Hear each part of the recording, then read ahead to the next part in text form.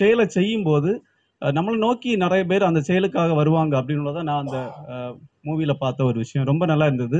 Apartment நமக்கு இப்போ பார்க்கும்போது காலத்தின் கட்டாயம், வளர்ச்சி, அதை எந்த முறையில் நம்ம அணுகிறோம், எதை அழிச்சு எதுக்காக எதை அழிக்கிறோம் அப்படின்றது முக்கியமான குறியீடாக அதில் பார்த்தேன்.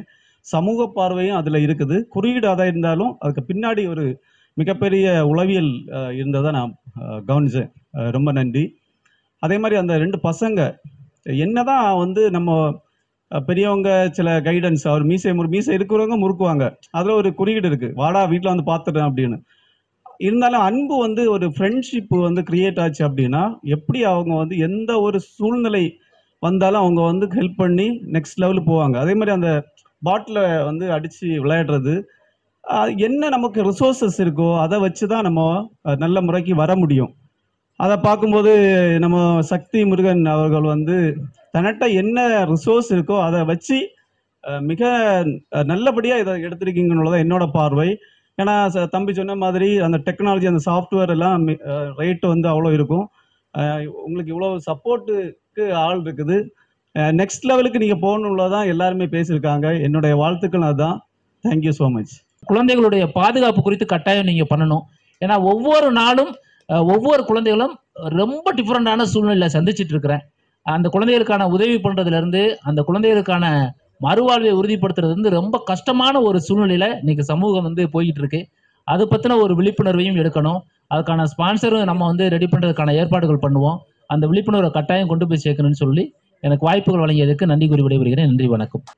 ஃபஸ்ட்டு நான் வந்து வேலு நாச்சியார், மருது பாண்டியர், இங்கே லோக்கலில் இருக்கிற விஷயங்கள் எல்லாமே நானே வந்து தொகுத்து வழங்கிட்டு இருந்தேன். 2016 நிகழ்ச்சிகள்லாம் நானே வந்து வீட்டிலேயே ஸ்டுடியோ மாதிரி செட் பண்ணி நிறைய நிகழ்ச்சிகள் தொகுத்து வழங்கிட்டு இருந்தேன். அப்போல்லாம் ஜியோ கூட வரல.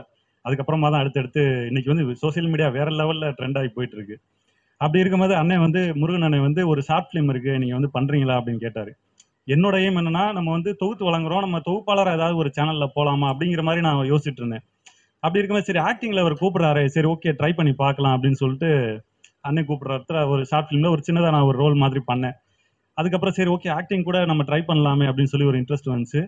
அதுக்கப்புறமா ஒரு படம் வந்து நான் பண்ணேன். அது வந்து ஒரு 20 நிமிஷம் ஓடும். லவ் ப்ளஸ் ஃபேமிலி சப்ஜெக்ட் படம். கீதம் ஷார்ட் ஃபிலிம்னு போட்டோம்னா வரும். 20 நிமிஷம் படம் பண்ணேன். அதுக்கப்புறமா மறுபடியும் ஒரு பட வாய்ப்பு கிடச்சிது. அது வந்து ஒரு 1/2 மணி நேரம் படம். 2 ஹீரோயின் வச்சு பண்ணுற மாதிரி அது ப்ரொஃபஷனலாக எடுத்தாங்க. இப்போ அதுக்கப்புறமா நான் வந்து ஒரு 1 hour படம் பண்ணியிருக்கேன், பைலட் மூவி. இந்த படம் எதுக்கு அப்படின்னா, பெரிய படம் எடுக்கிறதுக்கு நம்ம வந்து ஒரு ப்ரெசன்டேஷன் மாதிரி ஒரு 1 மணி நேரம் பைலட் படம் எடுப்போம். அந்த பைலட் படத்தில் நான் வந்து போலீஸ் ஆஃபீஸராக பண்ணியிருந்தேன், சப் இன்ஸ்பெக்டராக ஹீரோவாக பண்ணியிருக்கேன். இந்த படம் நம்ம சிவகங்கை ரவிபாலா தேட்டரில் ரிலீஸ் ஆகும். இன்னும் ஒரு 1 மாதத்துலேயே 2 மாதத்துலேயே ரிலீஸ் ஆகும். அதுக்கான வேலைகள் போயிட்டு இருக்கு. இந்த படம் பண்ணிட்டு இருக்கும் போதே பெரிய படம் 2 படம் பண்ணுறதுக்கான வாய்ப்புகளும் வந்திருக்கு. அதில் ஒரு கேரக்டரில் செலக்ட் ஆகிருக்கேன். Bigg Boss Mugen plus Surya தம்பி கார்த்திக் இருக்காங்கல்ல, இவங்க 2 பேருடைய படத்துலையும் ஒரு முக்கியமான கேரக்டரில் பண்ணுறதுக்கான பேச்சுவார்த்தைகள் போயிட்டு இருக்கு. சீக்கிரம் அது வந்து கன்ஃபார்ம் ஆகும். அண்ணன்ட்ட ஆரம்பிச்சது இன்னைக்கு அப்படி இப்படியே படிப்படியாக மேலே போயிட்டு இருக்கேன். எனக்கு வந்து ஒரு சின்ன ஒரு ஸ்பார்க் கொடுத்தது அப்படின்னா அது அண்ணன் தான். கொஞ்சம் யதார்த்தம் சார்ந்த விஷயங்களை இன்னும் கொஞ்சம் கவனம் செலுத்தணும். ஒரு டயலாக்னு பேசும்போது நான் இப்போ உங்ககிட்ட பேசிட்டு இருக்கேன், தமிழும் இருக்கிறது, கலோக்கியலான லாங்குவேஜ் இருக்குது, நான் பேசுறதுல உங்களுக்கு இது இந்த மேடைக்கு இது அவசியம், இப்படிதான் பேசி ஆகணும் அப்படின்னு இருக்குது. ஆனா நீங்க ஒரு திரைப்படம், ஒரு எந்த மண் சார்ந்த வாழ்க்கை, அவங்க மொழி அப்படின்னு ஒண்ணு இருக்குது, அதுலதான் இருக்கணும். அதுல இருந்ததுன்னா நல்லா இருக்கும். சில நேரங்கள்ல அவங்க ஒரு நாடகத்தனமா பேச துவங்கிடுறாங்க அப்படிங்கிறது இருக்குது. அதெல்லாம் மாறினா இன்னும் நல்லா இருக்கும். நிறைய நான் பேசிட்டு தான் இருப்பேன், எனக்கு பேச மைக்க கொடுத்தா பேசிட்டு தான் இருப்பேன். ஆனாலும் காலத்தின் சூழல் கருதி நான் வந்து வாத்தியார் வேலை தானே, அவர் பேசினாதான் எங்க பிழப்பு நடக்கும், அதுதான். அப்போ ஒரு சமீபத்துல ஒரு குறும்படம் என் பையன் பண்ணணும்னு சொன்னேன். அவனோட அந்த குறும்படத்தை பண்ணணும், அறிவன் எல்லாம் நடிச்சிருக்கிறாங்க. அந்த குறும்படத்தை பண்ணணும். அந்த குறும்படம் பண்ணும்போது அந்த நான் இது வரைக்கும் ஷார்ட் ஃபிலிம்னு போய் எங்கேயும் நின்னதில்லை. ஆனா அன்னைக்கு நான் ரியலைஸ் பண்ணேன், ஒரு 3 நிமிட ஒரு படத்திற்காக அன்னைக்கு எங்களுடைய முழு பொழுதும் போயிருந்தது. கிட்டத்தட்ட 7 மணிக்கு ஸ்டார்ட் பண்ணோம், மத்தியானம் 3:30 மணி 4 மணிக்கு முடிச்சோம். அது ஃபர்ஸ்ட் எக்ஸ்பீரியன்ஸா இருந்தா கூட அது வந்து நமக்கு அதெல்லாம் அது சார்ந்த ஆர்வம் இருந்ததுனால அதுல இருக்கக்கூடிய கஷ்டங்கள் தெரிஞ்சது. அந்த வேர்வையும் அந்த வெயிலும் அங்க தெரிஞ்சதும், சாப்பாட்டுக்கும் தண்ணிக்கும் ஓடி ஓடி தெரிஞ்சதும், அதெல்லாம் வந்து ரொம்ப அதுக்கு மிகப்பெரிய உதவியாக இருந்த அறிவுண்ணன் அவர்களுக்கு நன்றி. அந்த படத்தை இன்னைக்கு திரையிடணும்னு கேட்டாங்க. ஆக்சுவலாக அது ஒரு காம்படிஷனுக்கு அனுப்பியிருக்கிறான். அந்த காரணத்திற்காக அது முடிஞ்சு கொஞ்சம் நாள் ஆகட்டும், அதுக்கு பிறகு நம்ம ஸ்கிரீன் பண்ணலாம் அப்படின்னு சொல்லியிருக்கிறோம். அடுத்த வாய்ப்புல அதை திரையிடுவோம்னு சொல்லிக்கிறேன். நன்றி, வாய்ப்புக்கு நன்றி. விடைபெறுகிறேன். இந்த அறம் என்ற அன்பு இரண்டும் ரொம்ப இருக்கு அப்படின்றத சாம் சொல்லியிருந்தார் இல்லையா? அதுல இன்னும் நான் என்ன யோசிக்கனா, அந்த முடிவு ஆரம்பம் இப்ப நாங்க நிறைய பேசுவோம். பேச்சுக்கலையை சொல்லி தரும்போது என்ன சொல்லணும்னு சொல்லி கேட்டீங்கன்னா, ஒரு ஆரம்பம் எப்படி இருக்கணும் அப்படின்னு சொல்லி தருவோம். டக்குன்னு ஆடியன்ஸ் கவர்ந்து இருக்கிற மாதிரியான ஒரு ஆரம்பம் இருக்கணும், அப்பதான் அவங்க உங்களுடைய பேச்சுல ஒன்றுவாங்க அப்படின்னு. அது மாதிரியா தான் குறும்படங்களுமே அப்படின்ற மாதிரியான ஒரு ஆரம்பம் இருக்கும் பொழுது அதே ஃப்ளோல முடிவும் இருக்கணும். அந்த முடிவுல நான் கொஞ்சம் தொய்வை நான் பார்க்கிறேன். டக்குன்னு ஏதோ அப்படியே கட் பண்ணி முடிச்ச மாதிரியான ஒரு விடயமாக எனக்கு தோணுது. சரியா தவறான்னு நீங்க தான் சொல்லுங்க, எனக்கு தெரியல. என்னுடைய எண்ணத்தை தான் நான் இங்க பதிவு பண்றேன்.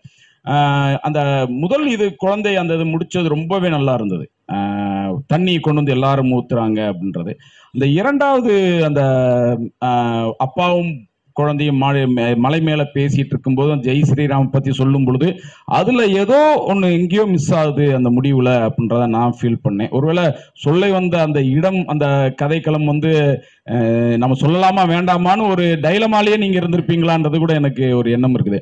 மூன்றாவதா சிம்பாலிக் ரெப்ரசன்டேஷன் நீங்க காட்டின அந்த கதையில கபாலியும் இது ரொம்ப நல்லா இருந்தது. பின்னாடி அவங்க எந்த தெருல இருந்து ஓடி வராங்கன்றதுக்கான ரெப்ரசன்டேஷன் ரொம்ப நல்லா இருந்தது. ஒரு இதுல அம்பேத்கரனுடைய படம், இன்னொருல மருதுபாண்டியர்கள் படமாக அது காட்டப்பட்டிருந்தது. அதுக்கு பின்னாடி இருந்த அந்த அமைப்புகள் ரொம்பவே நல்லா இருந்தது. எனக்கு தெரிஞ்ச அந்த நான்காவது அந்த சுந்தரபாண்டியனும் கபாலியும் நீங்க கொஞ்சம் டைம் எடுத்துக்கிட்டேன் அப்படின்னு நீங்க சொன்னதுனாலயோ என்னமோ தெரியல, அது இன்னமுமே நல்லா சிறப்பா வந்திருந்ததாக என்னுடைய உணர்வு இருக்குது. அதே மாதிரி அண்ணனும் அன்புத்தோழன் அந்த இதுலயும் முடிவு அப்படியே முடிச்சுட்டீங்களோ, அது இன்னமும் அழுத்தமாக சொல்லியிருக்கலாமோன்ற ஒரு எண்ணம் மட்டும் எனக்கு இருக்குது. ஏன் நான் அதை மட்டும் சொல்றேன்னா, நல்ல பகுதிகள் நிறைய இருக்குது. உங்களுடைய காட்சி அமைப்புகள் அதெல்லாமே சார் சொன்னாங்க, அந்த காட்சி அமைப்புகள்லாம் ரொம்ப வித்தியாசமாக எடுத்திருந்தீங்க. அது எல்லாரும் சொன்னதுனால நான் என் மனதில் இந்த மாற்றிக்கொள்ள வேண்டியதுங்களை மட்டும் நான் சொல்லியிருந்தேன். நன்றி. அங்க அந்த முதல் படத்தில் என்ன செஞ்சாங்கன்னா பேசவே இல்லை. இந்த ரெண்டாவது படத்தில் என்ன செய்யறாங்கன்னா பேசிக்கிட்டே இருக்கிறாங்க. அப்போ இதுக்குள்ள நமக்குள்ள ஒரு கான்ட்ரடிக்ஷன் வந்துட்டு இருக்கு. ஏன்னா நம்ம ஏற்கனவே பல முறை சொல்லியிருக்கிறோம், டோன்ட் ஸ்பீக் ஷோ அப்படின்னா அதுதான் அடிப்படை விதி. சினிமாவோட விதியை குறைச்சிக்கன்னு தான் சொல்லுவாங்க. இதை எப்படி புரிஞ்சுக்கிறதுங்கிற ஒரு கலைஞனுடைய அண்டர்ஸ்டாண்டிங்கில் இருக்குது. ஏன்னா நம்ம ஈஸ்டர்ன் ஃபிலாசபிலேருந்து வரோம். நீங்கள் முன்னாடி சொன்ன போலலாம் ஜூலை 21 சிவாஜி ஐயாவுடைய நினைவு நாள். அப்போ அது குறித்து மருதுமோகனுடைய ஸ்பீச் நான் பார்த்துட்டு இருக்கும்போது எனக்கு புல்லரிக்குது. ஏன்னா சிவாஜி அந்த கிட்டத்தட்ட ஒரு 100-150 பக்கம் இருக்கக்கூடிய ஸ்கிரிப்டை 2 மணி நேரத்தில் வாசிச்சுட்டு அதை ரிஹர்சல் போவாரான் சாயங்காலம். எப்படி ஒரு மனுஷனால் இப்படி செய்ய முடியும்? பொய் சொல்கிறாங்கன்னு நினச்சேன். நம்ம ஊரில் இவங்கெல்லாம் பொய் சொல்கிறாங்க, ஏதோ சினிமாக்காக மிகைப்படுத்தி பேசுகிறாங்க அப்படின்னு நினச்சானா, இப்போ அதுக்கான காரணம் ரவி சார் சொல்லிட்டு போயிட்டார். எனக்கு சூப்பரான பாயிண்ட், எனக்கு கரெக்டாக பிடிச்சிச்சு. என்னன்னா டிஸ்ட்ராக்ஷன். பல விதமான சிந்தனை தொழிலுக்குள்ள நம்ம போய் சேர்ந்துடுறோம். இப்போ நம்ம பேசிகிட்டு இருக்கும்போது மானாமரிக்கு எப்படி போகலாம்னு நான் யோசிச்சுட்டு இருப்பேன். என்னோட மனசு வேற எங்கேயும் ஓடிட்டு இருக்குது. ஆனால் அன்றைக்கு அதெல்லாம் கிடையாது. உங்களுக்கு அது ஒரு டிசிப்ளின். சினிமா அப்படின்றது எப்படி பார்க்குறாங்க அப்படிங்கிறத அந்த பார்வையே நம்ம மாற்ற வேண்டிய தேவை இருக்குங்க. ஒரு டிசிப்ளின். இப்போ சிவாஜியை நம்ம சொல்லிக் கொடுக்க வேண்டியது இருக்குது. இப்போ ஸ்டாலினாஸ்கி பேசுகிறோம், மெத்தட் ஆக்டிங் பற்றி பேசுகிறோம், ஆனால் சிவாஜியை பற்றி எத்தனை பேர் பேசுகிறோம்? அது என்ன பண்ணுறோம்னா சிவாஜி கேலி செய்கிறோம். நம்ம நிறையா ஓவர் ஆக்டிங்கா அப்படின்னு சொல்லி சிவாஜி நம்ம கேலி செஞ்சுக்கிட்டா இருக்கு. இது என்னன்னா நம்மளுடைய தன்னுணர்வை நம்ம மதிக்கவே இல்லை. நம்முடைய அசல் விளைச்சலை நம்ம புறக்கணிச்சுக்கிட்டு ஒரு ஹைபிரிட்டை நம்ம கொண்டாடிக்கிட்டு இருக்கோம். அப்போ இதையெல்லாம் நம்ம மாற்ற வேண்டியது இருக்குன்னா எப்படி மாற்ற முடியும்னா எஜுகேட் பண்ணணும், சினிமாவை எஜுகேட் பண்ணணும். அது இந்த மாதிரியான ஒரு தளங்கள் மூலமாக தான் செய்ய முடியும். அப்போ நம்ம சிவாஜியை படிக்க வேண்டியது இருக்குது. சிவாஜியை படிக்கும்பொழுது அவர் எப்படி ஒரு 3 மணி நேரம் அந்த ஸ்கிரிப்டை வாசிக்கிறாரு, எப்படி அதை வாசிக்கிறாரு, அது எப்படி அதை கொண்டு வராரு, அந்த எக்ஸ்பிரஷன்ஸ் எப்படி கொண்டு வராரு. கண்ணு மட்டும்தான் பேசுது சிவாஜிக்கு. கண்ணு மட்டும்தான் மொத்த டைலாக், மொத்த விஷயங்களையும் அந்த பாடி லாங்குவேஜையே கண்ணு கொடுக்குது. இது அப்படியே நீங்கள் வெஸ்டர்ன் டெக்னாலஜி போனீங்கன்னா, வெஸ்டர்ன் சைடு போனீங்கன்னா கான்ட்ரடிக்ஷனாக இருக்கும். அவன் பாடி லாங்குவேஜ், அவன் கை பேசும், அவன் உடல் மொழி பேசுவோம். ஆனால் இங்கே சிவாஜிக்கு கண்ணு மட்டும்தான் பேசுது. அப்போ இதை ஒரு கலைஞன் எப்படி உள்வாங்கிக்கிறது? அப்போ இதெல்லாம் நமக்கு இந்த திரைப்படங்கள் மூலமாக, ஏன்னா இப்போ இந்த அகிலன் அந்த படம் பார்க்கும் பொழுது அந்த ஐயா பேசுகிறாரு, அந்த ஃபஸ்ட்டு 1 செகண்ட் ஒரு நிமிஷத்துக்குள்ளேயே அந்த கான்ட்ராடிக்ஷன் கிளியராக புரிஞ்சிருச்சு நமக்கு. இப்போ திரைப்படங்கள் பார்க்கும் பொழுது முரண்பாடு தான் ஃபர்ஸ்ட் கான்ஃப்ளிக்ட்னு சொல்லுவாங்க ஆங்கிலத்தில். அந்த முரண்பாடை வச்சிடணும். என்ன முரண்பாடு, என்ன கதை நீ சொல்ல போற? ஒரு 7 நிமிஷத்துக்குள்ள நீ ஒரு கதை சொல்ல போறேன்னா அது குறைந்தபட்சம் 2 நிமிஷத்துக்குள்ள இதுதான்ப்பா பிரச்சனை அப்படின்றத நீ கிளியர் கட்டாக சொல்லிடணும். அதை அவர் கரெக்டாக சொல்லிட்டாரு. என்ன சொல்றாரு, ஒரு அப்பார்ட்மெண்ட் கட்ட போறேன்ட்டு இவர் வந்து உட்காராரு. இயற்கையோட முரண்படுவதுதானே பிசிக்ஸ் அப்படின்னு இங்க இருக்கவர் சொல்றாரு. அப்ப இவங்க 2 பேத்துக்குள்ள அந்த டேபிள் இருக்கு. அது ஒரு கான்ட்ராடிக்ஷன் காட்டுது. எனக்கு ஒரு கருத்து இருக்கு, அந்த கருத்துக்கான எதிர்கருத்து நீ கொண்டு வந்திருக்க. அப்ப அந்த ஒரு செகண்டுக்குள்ள, ஒரு நிமிஷத்துக்குள்ள இவங்க 2த்துக்குள்ள கான்ட்ராடிக்ஷன் வந்துருச்சு. அவர் சொல்ல சொல்ல ஆப்போசிட் பர்சனுடைய ரியாக்ஷன்ஸ் வந்து அப்படியே மாறுது. அது ரொம்ப முக்கியமானதா இருக்கு. மிக சிறப்பாக இருந்தது, உயிரோட்டத்தோடு இருந்தது. அதான் அதில் இருக்கிறது. செய்தியை எவ்வளவு சுருக்கமாகவும் அதே நேரத்தில் மனதில் இடம்பெறுவது போல செய்ய முடியும் என்பதை பாரதி மிக அருமையாக காட்டியிருக்கிறார்.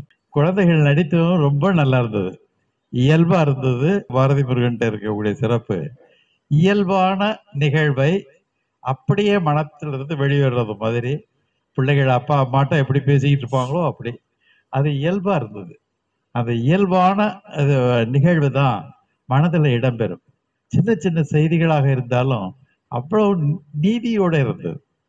மரத்தை நேசிக்கணும் அப்படிங்கிறத சொல்லிட்டு இந்த ஒரு வீடை 5 வீடா கட்டித்தரதுன்னு முதல்ல சென்னையில தான் அந்த பழக்கம் வந்தது. எங்க தமிழாசிரியர் கழக தலைவர் வீட்டை அவருக்கு நாங்க 2 வீடு தந்துடுறோம், நீங்க 3 வீடை மட்டும் நாங்க எடுத்துக்குவோம் அப்படின்னு சொல்லி அப்படி கட்டி கொடுத்தாங்க. அதுல இயற்கை எவ்வளவு பாதிக்கப்படுகிறது. அது போக இந்த அடுக்குமாடி வீடுகள்ல எல்லாத்துலேயும் அதிகமாக தண்ணீர் வரணுங்கிறதுக்காக அந்த உறிஞ்சு குழாய்கள் போடுகிற அந்த முறையும் தண்ணி இல்லாம போறதுக்கு, தண்ணீருடைய சுவை மாறுவதற்கு காரணமாக இருக்கிறதுன்னு சொல்றாங்க. அது மாதிரி இயற்கையை நாம் அதிகமாக சேதப்படுத்தி கொண்டிருக்கிறோம். இப்பவும் யானைகள் நாட்டுக்குள்ள வருது, யானைகள் வந்து பயிரெல்லாம் வீணாக்கிருச்சு அப்படின்னா அந்த யானை போற வழியை நம்ம அடைச்சிட்டோம். யானையினுடைய சுதந்திரத்தை நம்ம எடுத்துக்கிட்டோம். அதனாலதான் சிக்கல் இருக்கிறது. இது மாதிரி செய்திகளை சின்ன சின்ன செய்திகளாக இருந்தாலும் அது சொல்லுகிற பாங்கில் மிக சிறப்பாக இந்த படங்கள் அனைத்தையும் எடுத்திருக்கிறார். என்னையும் ஒரு இதுல நடிக்க வச்சிருக்கிறார். அது அடுத்த இதுல வரும் போல இருக்கு சொன்னாரு. அதனால எல்லாரையும் நடிக்க வைத்து விடுகிறார். அதுல ஒரு வல்லமை தான் இருக்கு அவர்கிட்ட. அதனால இந்த நிகழ்வை எல்லா விதத்திலேயும் நான் பாராட்டுகிறேன், வாழ்த்துகிறேன். இந்த தொடர் செய்திகள் தொடர்ந்து கொண்டே இருக்கட்டும், புதிய சிந்தனைகள் மலரட்டும், மக்கள் உணர்வுகளை நெறிப்படுத்துவதாக அமையட்டும். வாழ்க வையகம், வாழ்க வளமுடன். நன்றி, வணக்கம். சந்தோஷமா வாங்கன்னு கூப்பிடுறது இருக்கு, வந்துட்டானே சரி வா அப்படின்னு கூப்பிடுறது இருக்கு, விருப்பத்தோட வாங்க வாங்க வாங்க வாங்கன்னு கூப்பிடுறது இருக்கு. அப்போ இது எல்லாம் நம்ம எப்படி நம்ம கொண்டு வர போறோம், ஒரு ஆர்டிஸ்டிட்ட நம்ம எப்படி இதெல்லாம் கன்வே பண்ண போறோம், இது ரொம்ப முக்கியமானதா இருக்கு. அதுவும் குறிப்பா குறும்படங்கள் அப்படிங்கிறது கிட்டத்தட்ட ஒரு சிறுகதைகளுக்கு நிகரானது தான். சிறுகதை என்பது ஒரு குதிரை பந்தயம் போல இருக்கணும்னு எட்கர் ஆலன் போ சொல்லுவார். அதே போல அந்த குறும்படங்களும் நீங்க ஒரு 7 நிமிஷம் எடுத்துக்கிறீங்க, 7 நிமிஷத்துக்குள்ள ஃபர்ஸ்ட் 1 நிமிஷத்துக்குள்ள நீங்க கான்ட்ராடிக்ஷனை எக்ஸ்பிளைன் பண்ணணும். அடுத்து 3ஆவது நிமிஷத்துல வந்து நீங்க இன்டர் பிளாக் வைக்கிறீங்க. அடுத்து 7ஆவது நிமிஷத்துல வந்து நீங்க செகண்ட் கிளைமேக்ஸ் போறீங்க, ஃபர்ஸ்ட் கிளைமேக்ஸ் போறீங்க. 5ஆவது நிமிஷத்துல ஃபர்ஸ்ட் கிளைமேக்ஸ், 7ஆவது நிமிஷத்துல செகண்ட் கிளைமேக்ஸ். இது வந்து ஒரு தேர்ட் பார்ட் நம்ம சொல்லுவோம் ஆங்கிலத்துல, செகண்ட் பார்ட் தேர்ட் பார்ட் சொல்லுவோம். இதை நீங்க 7 நிமிஷத்துக்குள்ள நீங்க எப்படி கொண்டு வர போறீங்கிறது ரொம்ப சேலஞ்சிங்கான ஒரு வேலை தான். அப்போ இதை நம்ம தொடர்ச்சியா செய்யும் பொழுதுதான் நம்ம வந்து இன்னும் வேகமா கத்துக்க முடியும். இந்த இத்தனை பிரச்சனைகளுக்கு மத்தியிலும் ஒரு பூ பூக்கத்தான் செய்கிறது அப்படின்னு பிரபஞ்சன் சொல்லுவார். அது போலதான் இந்த சின்ன துளிகளும் இந்த அகிலன் என்கின்ற படமும் பார்த்தேன். குறிப்பா அகிலன் படம் பார்க்கும் பொழுது எனக்கு தோப்பில் முகமது மீரானோட ஒரு மாமரமும் கொஞ்சம் பறவைகளும் அந்த கதை ஞாபகம் வந்துச்சு. அது அப்படியே ஓடுது. அதை கூட நீங்க திரைப்படமா பண்ணலாம். அவ்வளவு அற்புதமான கதை அது. ஒரு மரம் அப்படிங்கிறது நம்ம எந்த அளவுக்கு ஏலினேஷன் ஆகிறோம், அயன்மைப்படுறோம், இயற்கையினோட அயன்மைப்படுகின்ற ஒரு கதையை சொல்லுது. அந்த டைலாக் ஒன்று வருது, அம்மாவும் பொண்டாட்டியும் என் மகனும் அக்செப்ட் பண்ணிட்டாங்க அப்படின்ற மாதிரி சொல்றாங்க. பெண்கள் எப்பவுமே வந்து அதை அக்செப்ட் பண்ணுவாங்க. ஆனால் ஆண்கள் மட்டும்தான் அதுக்குள்ள வந்து ஒரு கேள்விகளை போட்டு, ஏன்னா ரொம்ப ரொம்ப விஷயங்களை காம்ப்ளெக்ஸ் ஆக்கிக்கிறது வந்து ஆண்களுடைய பங்கா இருக்கும். பெண்கள் வந்து ஜஸ்ட் லைக் தட் எடுத்துட்டு போயிடுவாங்க, அவங்க ஒரு சொல்யூஷன் வச்சிருப்பாங்க. ஆனால் ஆண்கள் வந்து அதை போட்டு காம்ப்ளெக்ஸ் பண்ணிக்கிட்டே இருப்பாங்க. அப்படியான ஒரு கேரக்டர் தான் அந்த அகிலன்கிறவர். அப்போ இந்த மாதிரியான ஒரு சைக்கலாஜிக்கல் பிஹேவியர்ஸாக நம்ம வந்து கண்கள் மூலமாக அந்த எக்ஸ்பிரஷன்ஸ் மூலமாக கொண்டு வரணும். டைலாக்ஸை குறைக்கணும். டைலாக்ஸாக இல்லாமல் எப்படி நம்ம வந்து நடிப்பு வாங்குறது, அவங்கள எப்படி நடிக்க வைக்கிறது அப்படின்ற இடத்துக்கு நம்ம நகர்ந்து போகணும். ஏன்னா அந்த 7 நிமிஷம் அப்படிங்கிறது ரொம்ப முக்கியமானது. இதுக்குள்ளே நம்ம எப்படி பேச போகிறோம், கதையை நம்ம பேசுகிறோம், ஆனால் காட்சிப்படுத்துகிறோம். அந்த சேலஞ்சிங் வந்து நம்ம கற்றுக்கிட்டோம் அப்படின்னா நம்ம இன்னும் ரொம்ப வேகமாக போகலாம் அப்படிங்கிற ஒரு கருத்து தான் நான் சொல்ல விரும்புகிறேன். அவர் தோழர் பாண்டியன் சொன்னது போல், அவர் பையன் சொன்னது போல், இப்போ நாங்கள் இந்த டீ வாங்க போனோம். டீ வாங்க போகும் கூட ஒரு ஸ்கிரிப்ட் சொல்லிட்டு ஒரு கதை சொல்லிட்டு வர்றாரு அவர். அப்போ முழுக்க அவர் கதைக்குள்ளேயே தான் இருக்கார். அவர் வந்து சினிமாவை வந்து ஜனநாயகப்படுத்துறாரு. சிவகங்கையில் எங்கள் ஒரு மானாமதுரையில் கூட ஒரு ஹீரோ வந்திருக்காப்புல. இப்போ பைரின்னு ஒரு படம் வந்துச்சு, அதில் கூட அவர் நடிச்சிருந்தாப்புல. அது மாதிரி இப்போ சிவகங்கை அப்படிங்கிறது கலைகளின் நகரமாக இருக்குது. அதை இன்னும் மெருகூட்டணும். சினிமாவை டிசிப்ளினோட எஜுகேட்டடாக கொண்டு வர்றதுக்கு பாரதி மண்டலம் வந்து தொடர்ச்சியாக உறுதுணையாக இருக்குது. இன்னமும் இருக்கணும்னு நான் ஒரு வேண்டுகோளோட என்னுடைய வாய்ப்பிற்கு நன்றி தெரிவிக்கிறேன். வந்துட்டு அண்ணே வந்துட்டு, அதாவது உங்களுக்கு தோன்றது உங்களுக்கான விஷயங்களை நீங்க செஞ்சுக்கிட்டே இருங்க. அது யாருக்காண்டி உங்க விஷயத்தை நீங்க மாற்றவே வேண்டாம். ஆனா நல்ல ஒரு நாவல், நல்ல ஒரு சிறுகதை எழுதும் பொழுது இந்த இடத்துக்கான ஒரு விஷயமா ஒரு கலந்துரையாடல், அதற்கான எல்லாத்தையும் கூட கூப்பிட வேண்டாம். உங்களுக்கு யார் அதை சரியா இருப்பாங்க, ஒரு தமிழ் சார்ந்த இன்னைக்கு காலையில ஒரு மனு எழுதும் போது கூட இந்த வார்த்தைக்கு என்ன வார்த்தை போடலான்னு ஒரு 5 பேர் உட்காந்து பேசுறோம். இந்த வார்த்தைக்கு என்ன பண்ணலாம், இந்த வார்த்தைக்கு என்ன பண்ணலான்னு. அந்த மாதிரி அது ஒரு கலந்துரையாடலாக எடுத்து அதை ஸ்கிரிப்டா எழுதி அதன் பிறகு எடுக்கும் போது அதோட வீரியம் எப்படி இருக்கு என்று பார்க்கும்படி கேட்டுக்கொண்டு, ஒரு ஓவியருக்கு என்ன தப்பு இருக்கு, என்ன சரிங்கிறது தெரியும். அது மாதிரி கோச்சுக்காம நான் ஒரு மரம் சம்பந்தமான ஒரு விஷயத்தை பத்தி சொல்றதுக்காக சொல்றேன். அந்த துளிகள்ங்கிற விஷயத்துல பேச்சே இல்லை, ரொம்ப சிறப்பா இருந்துச்சு. அதுல நீங்க வந்து 100க்கு 100 மார்க் வாங்கணும்னா உலக அழகி அப்படின்னா எல்லாருக்கும் அந்த உலக அழகி பட்டம் வராது. அதுல அக்யூரேட்டா ஒரு துளி அப்படித்தானே, அப்படி இருந்தால் தான் அந்த 100% கிடைக்கும். அந்த அந்த பொண்ணு வந்து அந்த செடி இந்த சைக்கிள் ஓட்டிக்கிட்டே வந்ததை கொஞ்சம் டயத்தை குறைச்சிருக்கலாம். அந்த இது செடி கீழே விழுந்திருக்கு. அந்த பொண்ணு யோசிக்கும் பொழுது அது கம்பு வச்சு பக்கத்தில் ஒரு கவுரு வச்சு கட்டணும் அப்படின்னு சிந்திக்குது, நல்ல விஷயம். ஆனால் எல்லாமே பக்கத்தில் அங்கனே கிடக்கக்கூடாது, அங்கனே அந்த நார் எடுத்து கட்டுது. எல்லாமே அப்போ திட்டமிட்டு யாரோ போட்டு வச்சது மாதிரி ஒரு சூழ்நிலை தெரியும். அது ஒரு செகண்ட் அது அங்கிட்டு போயிட்டு வர்ற டைமாக கூட எடுத்துக்கலாம். அது இல்லாமல் அந்த பொண்ணு கோச்சுக்காதீங்க சொல்கிறேன்னு, அந்த செடி கீழே அப்படி சாஞ்சிருக்குது. அந்த பொண்ணு வந்து அந்த பொண்ணுக்கு அந்த கேர் தெரியாது, நீங்கள் தான் அதை கேர் எடுத்துக்கணும். அவங்க ஆர்டிஸ்ட் தான். அது அப்படி சாஞ்சிருக்குது. அந்த செடியை அப்படி எடுத்துட்டு அடுத்து கம்பு வேணும் கவுரு வேணும்னு அதை திடீர்னு விட்டுட்டு போகுது. அது பச்சை குழந்தை, அது சாஞ்சிருக்குங்கிற அக்கறைக்கு தான் நம்ம அந்த செயல்படுறோம். அதில் போய் அந்த சாஞ்சிருக்கிறத வந்து அது திடீர்னு அப்படி விட்டுட்டு போகக்கூடாது.